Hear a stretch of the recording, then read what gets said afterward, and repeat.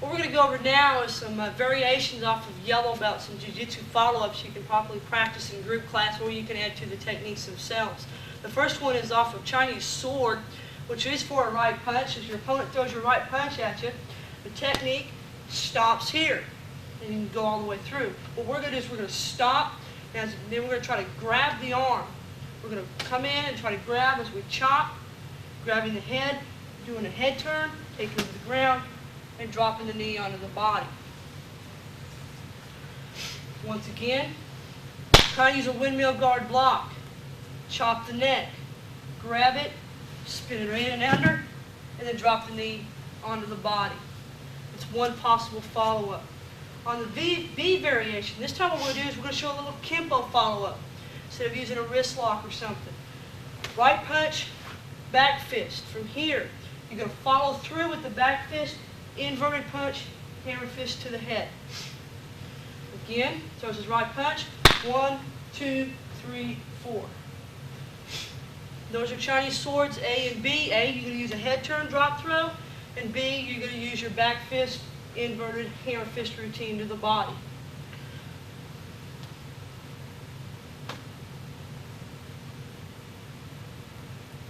What we're going to do now is we're going to show you some follow-ups to some yellow belt techniques, some jiu-jitsu follow-ups, as well as some Kenpo follow-ups. The first one we're going to go over is Chinese sword.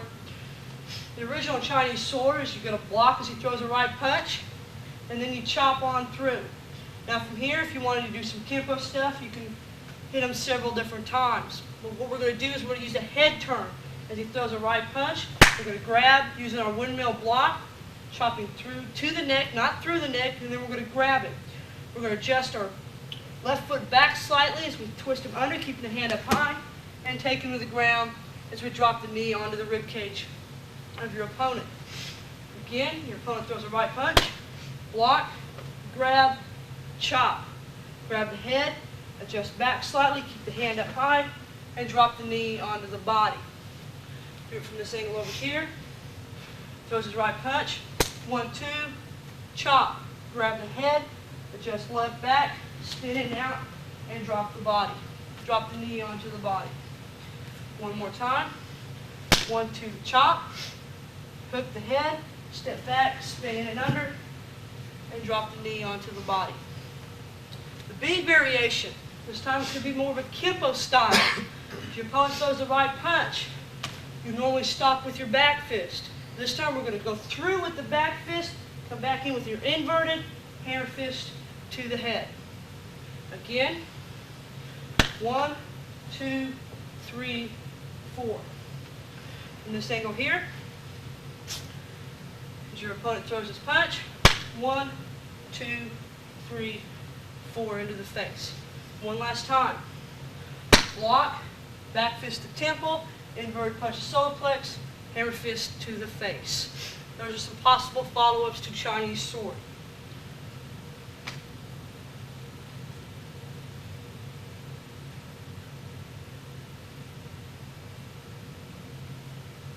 The next technique we're going to go over is twisting talon. We're going to show you off the C variation, which is the cross-arm wrist grab.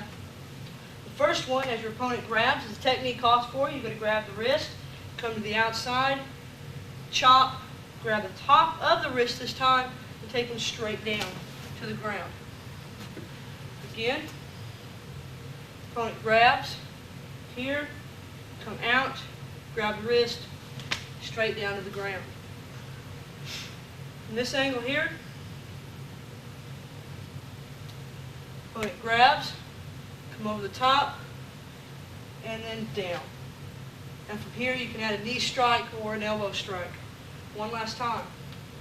Over the top, come down, and just bring your knee up into the face as he goes straight down. Another variation of this one for the cross-arm wrist grab is we're going to come out just like we did before. Throw the chop. This time we're going to use the forearm to go down with. Then we're going to take the right hand, snake it around the neck. Just the left foot back as we go into what we call a guillotine choke. Again, grab, come across, chop, take down, wrap the arm around the throat, and up onto the throat. Cross arm wrist grab, up and over, chop, forearm into the wrist, take them to the ground, snake the right hand around the throat, making sure the radial nerves across the throat. If you step back, lift up slowly. One last time.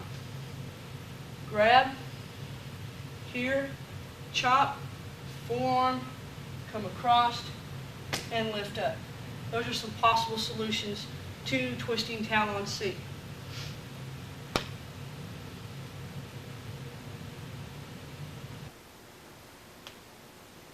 The next technique we're going to go over is for breaking the sword. We're going to use it off of the A version.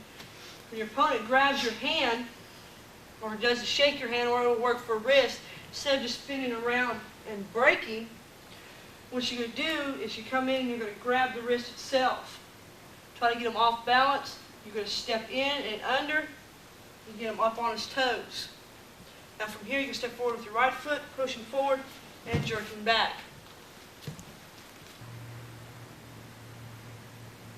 The next technique we're going to work off of is breaking the sword A. This time, instead of breaking your opponent's arm, we're going to go into a wrist lock.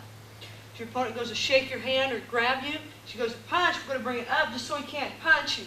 This is important. Then this will loosen up the hand. We're going to grab with our left hand, spin under it, coming across, keeping the hand up high, right next to his ear.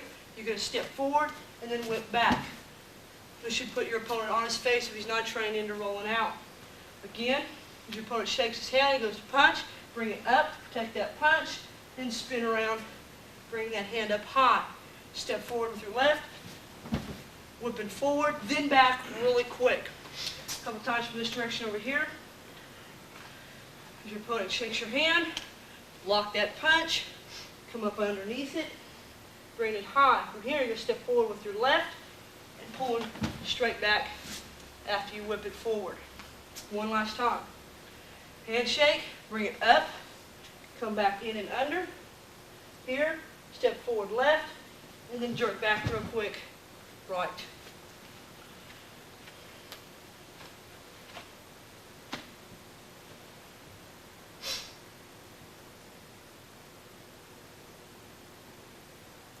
This technique we're going to go over is called windmill guard.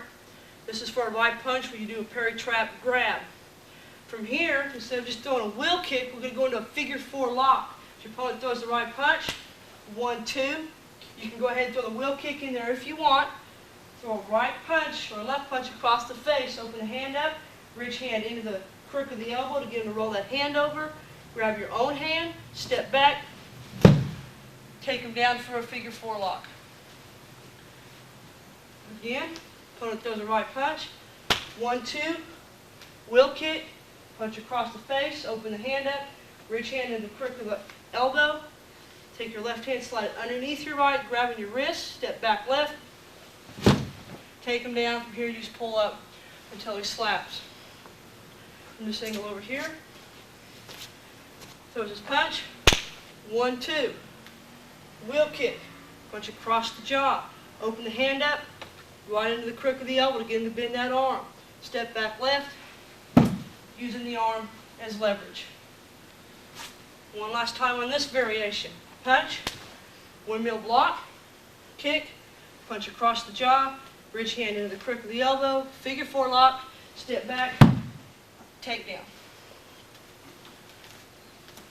Another possible solution you could use off of this one is the same kind of a lock.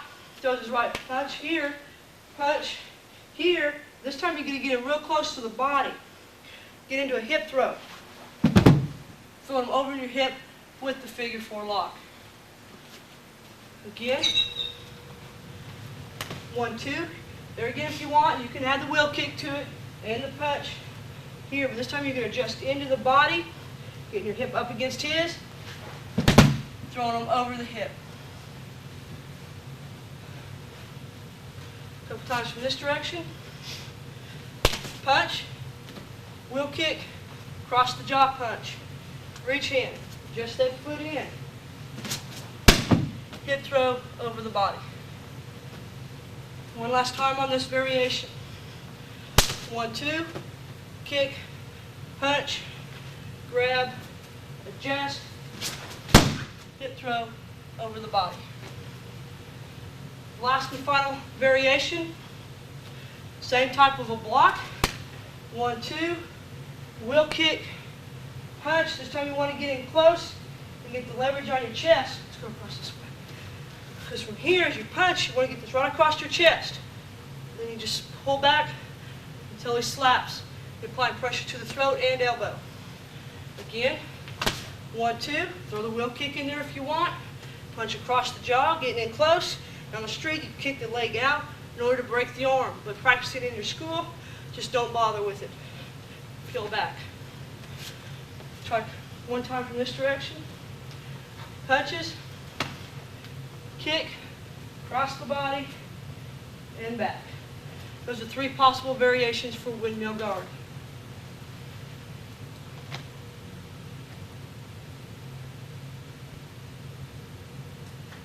The next technique we're going to go over is called 4-directional throw. It's a takeoff straight off of yellow belt from breaking the sword. This time we're going to use a hook punch to get into the technique. We're going to use a stop hit version. As a guy throws a hook punch, you're going to block, heel palm, grabbing the arm, bringing it into the center of the body, using the gakun to get him off balance. From here, you can take your left foot, slice through the kneecap, bringing it up and over, and then taking him on down and lifting up on the arm.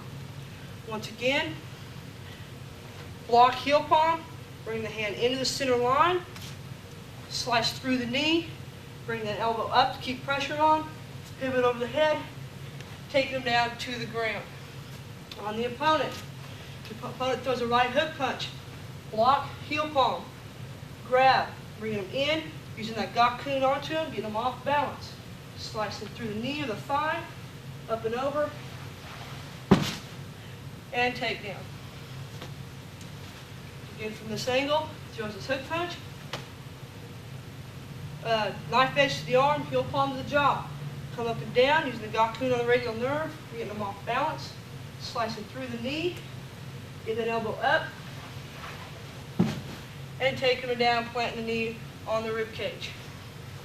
From this angle over here, block, using your stop hit, coming in, get them off balance, slicing through the knee, keeping this up high to keep the pressure, pivot, and take down. One last time. Block, coming in, slice, around, and take down. That's called 4-directional throw.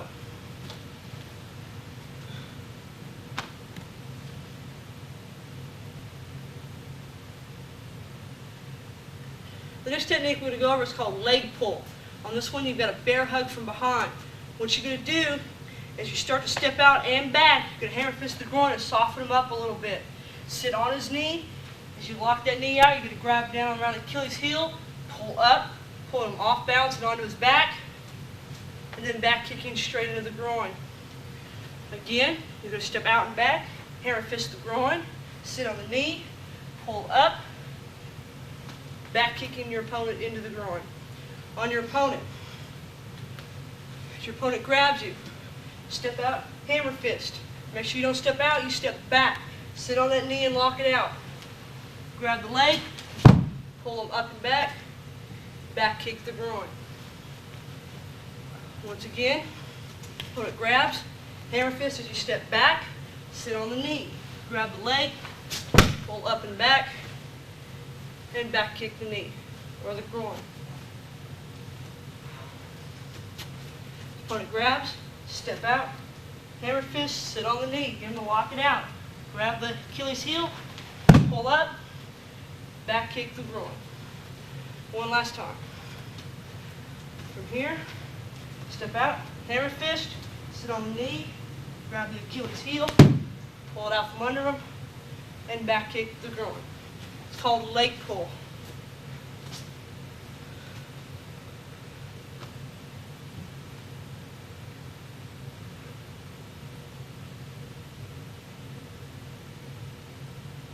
This thing we're going to go over is called chokes and strangles. It's a technique, but it's something you're going to get into as you do your techniques, so just be there. You can get them into off of your Chinese sword. You can get them in when you're ground fighting. So what we're going to do is we're going to start these from a seated position. So James will sit down on his knees. What you do is the opponent or your partner that's doing the chokes will put one knee down and one knee up. The knee that's down will use the hand to choke with. So in this case, my right knee's down. Each time I do a technique, I want to remove my hand and start all over. Now you don't want to come in and around because you can block. You're going to take your right hand for a breath choke. You're going to slip it right down in and around his throat, placing the radial nerve across the windpipe. Your left hand is going to be palm, straight across the shoulder. You're going to grab from here. You're going to tuck your chin, twist in, and push. Once again, right hand snakes in and around till the thumb is just slightly past the throat. Left hand's laying across the shoulder, palm up. Grab palm to palm. You're going to tuck the chin, your chin that is, twist in, and push. That's called the breath choke. Now the blood choke is the same setup.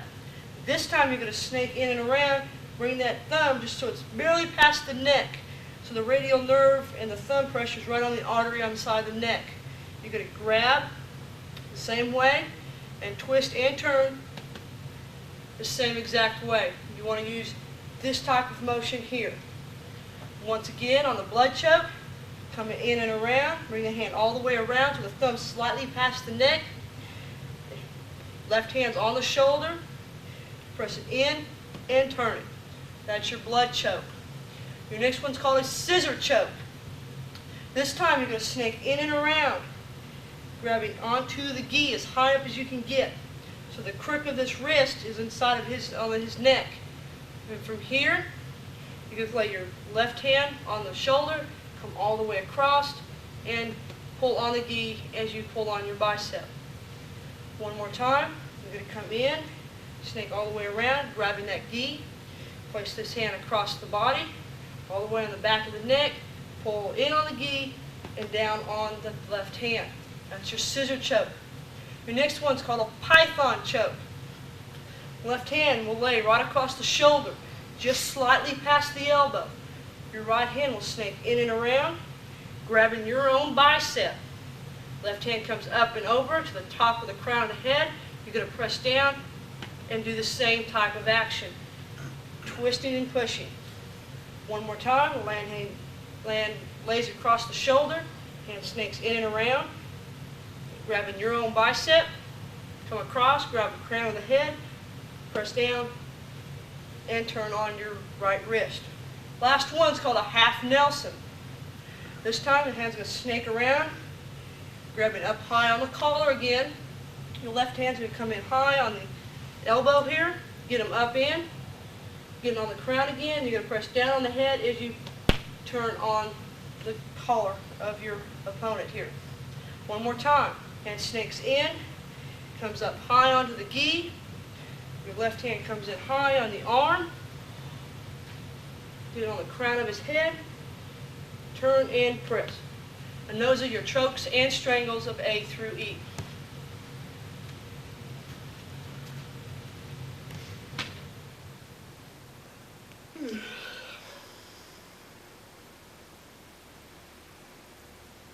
Next technique we're going to go over is called a wrist downturn. This is for a straight thrusting knife. What you're going to do is your opponent thrusts the knife in and then back. You're going to grab the wrist at that point as he pulls you back. Your left hand will grab the wrist, your right hand will grab the fist. You're going to pull it up and then press it down, getting them off balance. From here, you're going to shuffle slightly forward, getting them to go back, spin around, adjust your feet, and then drop your left knee down onto the bicep as you remove the knife from his hand. One more time, as you thrust in, catch him on. As he's pulling back, grab the wrist, and then grab the fist. Press down, step across, then pivot around, and drop your knee onto the bicep as you pull the knife out. On your opponent, he comes in a thrust, catch him on the back, coming back in. You're going to grab the knife, step in, taking him down, and then pivoting around.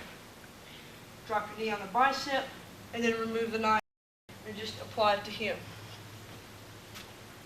Again, catch him on the retraction. Here, step in, press down on the wrist, step out, pivot, and drop your knee on the bicep as you pull the knife out. This angle over here. Thrust, he pulls back, you grab it at this point.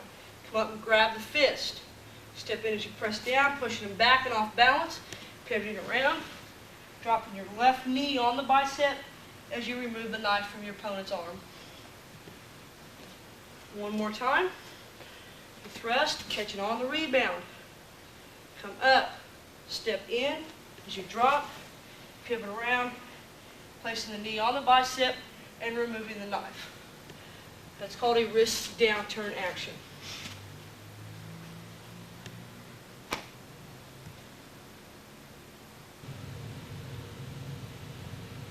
The next technique we're going to go over is called single leg takedown.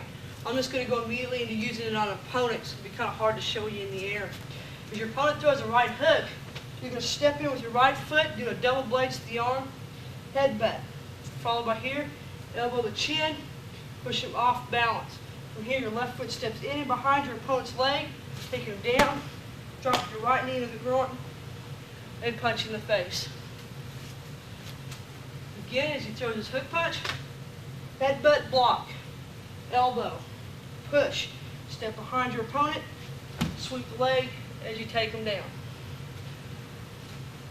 From this angle over here, throws his punch, headbutt as you do a double blades block, uppercut under the chin with your elbow, push him off to the side, hook your left leg around his, push down, dropping your right knee into the groin, hanging on to his hand. One more time. He steps in, block and headbutt, elbow, push, hook the leg, take down and drop. It's called a single leg takedown.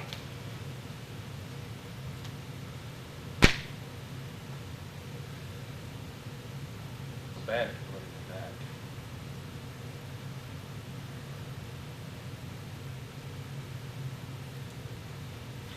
This technique required for orange is called an outside leg reap. There again, we're going to use an opponent right off the bat rather than doing this in the air. This is going to be off of a two-hand choke. Your opponent chokes you, grab the wrist for control later on. Step out, web hand to throat. Get him to soften up real good. Bring your right leg up, and basically you're just going to back kick into the thigh. Taking him off his feet, dropping your knee into the rib cage, and heel palming as he comes up. Again. The opponent grabs, step out, heel palm, or I should say web hand to throat. Bring the knee up, back kick, drop, heel palm. From over here, your opponent grabs, step out, grab the wrist, web hand to throat. Bring your leg up, back kick, drop your knee onto his rib cage, heel palm to the head. One last time. He grabs, step out and web hand, hanging onto this hand. Come up, back kick out, drop, heel palm to the head. It's called an outside leg reap. Make sure when you practice, your opponent or your partner's feet are slightly, almost in a horse stance, so that you don't back kick accidentally into one of their thighs, and you don't actually back kick when you're practicing. You just kind of hook the leg up and over so they don't get hurt. It's called an outside leg reap.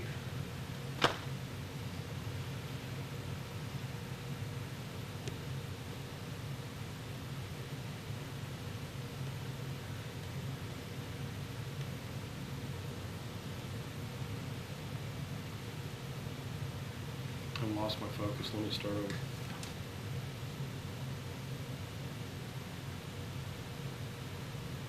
The last technique that's required for orange belt is called a leg block. This is how you can deal with someone who's doing a crossing back kick or any type of kick, really. Main thing to do is when you practice is put shins on each other's legs so that you can get a good solid stomp. We're not going to do a full power one since we don't have any shins right now. Your opponent takes a crossing back kick. As he starts to cross on you, this is when you're going to come down. As he starts to do that kick, come down onto that leg, then you're going to hit him with a heel palm or a strike, get in behind him. Both hands are going to come in and claw the eyes. From here, you're going to step back and throw, and then drop your knee onto his chest or ribs as he falls down. Once again, if you start to go to cross, drive down on that knee, coming down onto it, getting him to stop it. Come up and grab the eyes, step back, throw him to the ground, and drop your right knee onto his chest. From this angle over here, as he does his crossing back kick, you come in, jamming that kick up, plant down.